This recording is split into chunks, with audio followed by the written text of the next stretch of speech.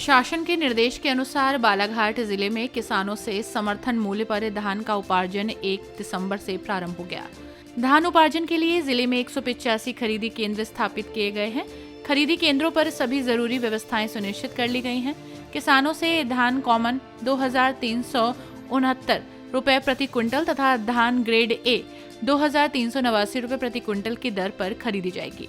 किसानों से उपार्जन केंद्रों पर धान की खरीदी सप्ताह में 5 दिन सोमवार से शुक्रवार तक सुबह 8 बजे से शाम 8 बजे तक की जाएगी। इस चर्चा में R9 भारत की टीम पहुंची तो हमने बात की पी जोशी से, जो कि महाप्रबंधक हैं। फेस टू फेस चर्चा हुई, सरकार की समर्थन मूल्य पर चर्चा हुई, कैडर की भर्ती पर चर्चा हुई, साथ ही EOW की छापेमारी पर भी चर्चा हुई। आइए सुनते हैं उन्होंने क्या कहा। भास्कर भारद्वाज की बालाघाट से रिपोर्ट। नमस्कार, आप देख रहे हैं R9 भारत और मैं भास्कर भारद्वाज। आज हम चर्चा करेंगे कि पी जोशी जी से, जो कि महाप्रबंधक हैं, हम उनसे चर्चा करेंगे आज की उपार्जन में किस तरह की नीति आई है, किस तरीके से अभी किसानों को राहत मिली है। आइए हम बात करते हैं पी जोशी जी से। सर बताइए कि आज जो उपार्जन की नीति है, जो नई नीति आई हुई है, कि किस तरीके से इस तरीके की नीति आई हुई है। ये देखिए, उपार्जन नीति तो लगभग वही है जो पिछले साल थी, लेकिन इस बार ये जरूर प्रयास है शासन का कि मिलर्स और ट्रांसपोर्टर एक साथ माल उठाएंगे तो खरीदी केंद्रों पर डंपिंग नहीं होगी और माल का उठाव तुरंत हो जाएगा। जब माल का तुरंत उठाव हो जाएगा तो उससे शॉर्टेज और पेमेंट की जो समस्या होती थी वो संभवतः इस बार नहीं होगी। इस बात का हल शासन ने निकाला है। जैसे ट्रांसपोर्टिंग की बात करें, ट्रांसपोर्टिंग जैसे नहीं होती है, जैसे 20-25 दिन रखे रहते हैं, फिर ट्रांसपोर्टर बोलता है कि अभी दूसरा इसमें आ गया है, तो उसमें किस तरीके से उसको ट्रांसपोर्टिंग अगर 72 घंटे में नहीं हो पाती है तो किस तरीके से उसको हल करेंगे। जी देखिए, पिछले साल ज़रूर ऐसा था कि पहले मिलर्स को उठाने का प्रावधान किया गया था। प्रावधान तो इस बार भी है, लेकिन हमारे चूँकि प्रशासक श्रीमान कलेक्टर मृणाल मीना सर हैं और उन्होंने भी इस संबंध में पत्र व्यवहार किया शासन को कि नहीं, मिलर्स और ट्रांसपोर्टर एक साथ काम करें। तो जब इस बार प्रारंभ से ही यदि ट्रांसपोर्टर माल उठाएगा तो डंपिंग की स्थिति बिल्कुल नहीं आएगी जो पिछले साल आई थी।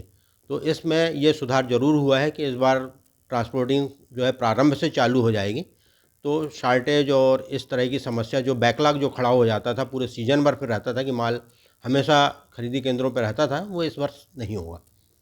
जो ट्रांसपोर्टर हैं, जो ट्रांसपोर्टर जैसे कि डंपिंग होती है माल, डंपिंग के बाद में कि फिर शॉर्टेज निकलता है, शॉर्टेज का जो पैसा है वो समिति वालों को ही भरना पड़ता है। एक तरफ कहते हैं कि ट्रांसपोर्टर कहते हैं कि हमने अपने तरफ से दिया है, और फिर सोसाइटी वाले ये कहते हैं कि हमने अपने तरफ से दिया है। ये क्या मान रहा है। नहीं देखिए, धान खरीदी में ये है कि प्रथम तौल और द्वितीय तौल।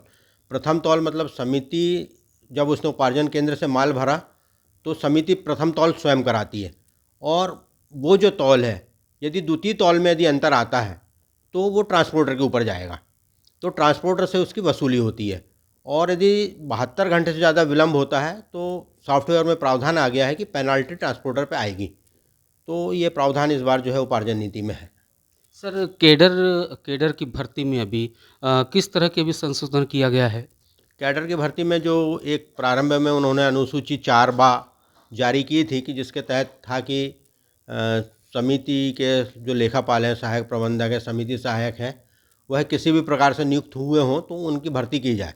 लेकिन पुनः जो है फिर इसमें संशोधन किया गया और अनुसूची 4 को सेवा नियम में शामिल किया उन्होंने, और ये प्रावधान स्पष्ट रूप से कहा गया कि 2010 के पश्चात जो भी भर्ती हुई हो उसमें सेवा नियम के नियमानुसार जो है नियुक्ति और पदोन्नति की गई हो। तो चूंकि सेवा नियम लागू हो चुका था 26 फरवरी 2010 के पश्चात, तो उसमें बिल्कुल स्पष्ट निर्देश हैं कि किस प्रकार से भर्ती होगी, किस प्रकार से पदोन्नति होगी। तो जो हमने बैंक ने परीक्षण किया, पात्र जो भी हमारे कैंडिडेट थे जिन्होंने अप्लाई किया इसमें, तो जब उनका परीक्षण किया गया तो हमने भी इसमें ये माना कि 2010 के पहले जो भर्ती हुए थे वो सारे लोग पात्रता की श्रेणी में हैं, और जो 2010 के पश्चात है तो उनका भी जब हमने परीक्षण किया तो उसमें वो संभवतः नियमानुसार नहीं पाएगा, क्योंकि नियम निर्धारित हैं और उन्हीं नियमों का पालन होना चाहिए। तो ये प्रक्रिया हमने आगे बढ़ाई है। आगे जो कैडर कमेटी आगे 8-10 दिन में जो है संभावना है कि वो उसमें होगी, और ये पूरी प्रक्रिया का जो है समापन हो जाएगा। जो पात्र कैंडिडेट है उनका सिलेक्शन करके जो है उनको बैंक कैडर में ले लिया जाएगा। अभी कुछ सुनने में आया है कि 4 तारीख तक कलेक्टर साहब ने उनकी कैडर की भर्ती की बात की है। हाँ, जब हम फाइल पुट अप करते हैं तो डेट आगे मिलती है हमें, तो चूँकि धान उपार्जन कार्य था तो ये कहा कि 4 तारीख को हम डिसाइड करेंगे कि आगामी कमेटी कब हो रही है, उसका निर्धारण करके फिर कार्य किया जाएगा। सर, जैसे कि एक आखिरी सवाल है आपसे कि जो ईओडब्ल्यू के जो छापे पड़े थे जिन जिन सोसाइटियों में, जिन उपार्जनों में, वो उनके बारे में क्या ख्याल है आपका? उनकी जो नीति है, उनकी क्या उनको हटाया गया है? कि हटा करके उसके बाद में कि इनकी कैडर की भर्ती कह रहा हूँ कि ईओडब्ल्यू के जो छापे हैं, तो उसमें किया गया है उसमें? देखिए, जो ईओडब्ल्यू ने कार्रवाई की तो उन समितियों को तो उपार्जन कार्य से अलग कर दिया गया है, लेकिन उन उपार्जन केंद्रों पे किसानों से खरीदी की व्यवस्था कर ली गई है। अन्य समितियां जो पात्र समितियां थीं जिन पे ईओडब्ल्यू कार्रवाई नहीं हुई थी, उनसे संबद्ध करके जो है उपार्जन नीति के अनुसार उन केंद्रों को खोला गया है और लगभग पिछले साल जो 185 केंद्र थे वही निर्धारित पुनः किए गए हैं, तो किसानों को किसी तरह की समस्या नहीं होगी। वो पूर्व निर्धारित पिछले वर्ष की भांति जो है उन्हीं केंद्रों पर ले जाके अपनी उपज को एमएसपी पर बेच सकेंगे। जैसे कि हम बात करेंगे कि मह के पार की बात करें, मह के पार में भी ईओडब्ल्यू के छापे पड़े थे वहाँ पर, तो वहाँ पर किन लोगों को दिया गया है वहाँ पर? हाँ, मह के पार जो केंद्र है उसको कटेदरा जो नई समिति एक हमारी बनी है उससे उस केंद्र को खोला जा रहा है, और जो मह के पार में जो कर्मचारी ईओडब्ल्यू में जो जिनके नाम आए हैं या जिन पे एफआईआर कार्रवाई हुई है उनको उससे अलग रखा जाएगा और नए कर्मचारियों के द्वारा जो डेलीजेस पे या जो भी समिति व्यवस्था करेगी उनके द्वारा उपार्जन का कार्य करवाया जाएगा। कि कटंगी केप में भी उनको दिया गया है, कटंगी वालों को? कटंगी तो समिति हो तो इस बार चिकमारा कैप में खरीदी करेगी जी। तो जहाँ यदि मतलब ऐसे कर्मचारियों को अलग रख के जो है नए कर्मचारियों की परमिशन जो है दी गई है उपायुक्त सहकारिता के द्वारा कि जिन भी समितियों को उपार्जन कार्य के लिए कर्मचारियों की आवश्यकता है वो 89 डेज़ के लिए आगे रख के उन कर्मचारियों से काम ले सकते हैं, लेकिन जो ईओडब्ल्यू में जो भी मतलब कर्मचारियों के नाम आए हैं उनको इस उपार्जन से अलग रखा गया है। एक आखिरी सवाल है आपसे कि अभी जो उपार्जन नीति है उसमें क्या संदेश देना चाहेंगे आप?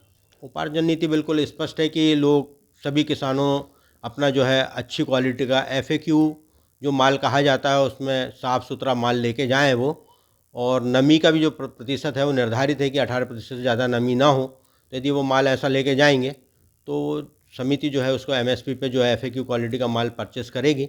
और इस बार जो है पिछले साल की तुलना में ज़्यादा गोदाम स्तरीय केंद्र बनाए गए हैं, तो गोदाम स्तरीय केंद्र में इस किसानों को सुविधा मिलती है कि 72 घंटे के अंदर किसानों को भुगतान हो जाता है। समिति को ट्रांसपोर्टेशन में भी जो है कोई समस्या नहीं आती है क्योंकि माल कैप में रखा जाता है। तो संदेश स्पष्ट है कि किसान भी सहयोग करें, समय पर अपने स्लॉट बुक कर लें, समय पर लेके जाएं और अच्छी उत्तम गुणवत्ता का जो है वो धान केंद्रों पर लेके जाएं और समितियों को भी वो सहयोग प्रदान करें। केंद्र सरकार ने अभी कितने की एमएसपी जारी की है? इस वर्ष का जो एमएसपी मूल्य है वो 2369 रुपये प्रति क्विंटल है।